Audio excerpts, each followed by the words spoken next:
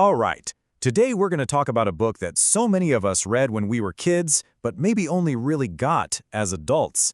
I'm talking about the classic, The Little Prince by Antoine de Saint-Exupéry. But here's a thought. What if this beautiful little story, with the simple drawings and the fairy tale feel, what if it wasn't really for children at all? What if it was actually one of the deepest, most powerful meditations on love, loss, and all the important things we seem to forget when we grow up? Well, let's dive in and see. Okay, so to really understand this book, you have to look right past its cover. Because, yeah, it looks like a simple kid's tale, but what's inside is incredibly complex. So it was published way back in 1943 by an aviator, Antoine de Saint-Exupéry. And on the surface, it absolutely has the look and feel of a children's book. But really, it's something else entirely. It's an allegory, a piece of philosophical fiction that kind of speaks directly to the part of us that gets a little quieter as we get older. So, let's get into the story itself. It kicks off, like a lot of great adventures do, with a pilot crashing his plane. Our narrator, the pilot, finds himself completely stranded in the middle of the Sahara Desert, and it's there that he meets this small, very serious boy with golden hair. This is the Little Prince, who says he's traveled all the way from his home, a tiny little asteroid called B612. Now, before he got to Earth, the prince had been planet hopping, and on each little planet he visited, he met a single, lonely adult who was totally consumed by their own tiny world. And believe me, these encounters are not random. They are a powerful, powerful critique of the adult world. It's like a gallery of adult foolishness, really. You've got the king, who has no subjects but is obsessed with ruling over everything. Then there's the vain man, who only lives for applause from anyone who passes by.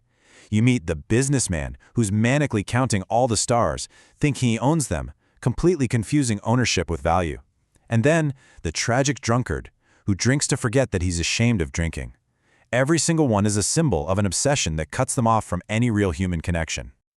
But after this whole parade of lonely, misguided adults, the most important meeting the prince has, while it doesn't happen on one of those little planets, it happens right here on Earth, and it contains the real heart of the story. See, it's not another flawed grown-up that teaches the prince about life, it's a fox. And this fox, he reveals the secret to what really matters in life, a single idea that becomes the entire emotional core of the book. The fox asks the prince to tame him. Now, taming in this book doesn't mean what you think. It's not about power or control. It's about creating a unique bond. It's this slow, patient process of building a real relationship, of making someone truly special to you. And in doing that, you accept a kind of gentle responsibility for them. And this all leads to the book's most famous line, the secret the fox shares with the prince. He says, "What is essential is invisible to the eye." In other words, all the things that truly matter, love, friendship, real connection, you can't count them, you can't own them. You can only feel them with your heart. And that idea right there, that core philosophy, is exactly why this little book has such a huge and often pretty surprising emotional punch for grown-ups.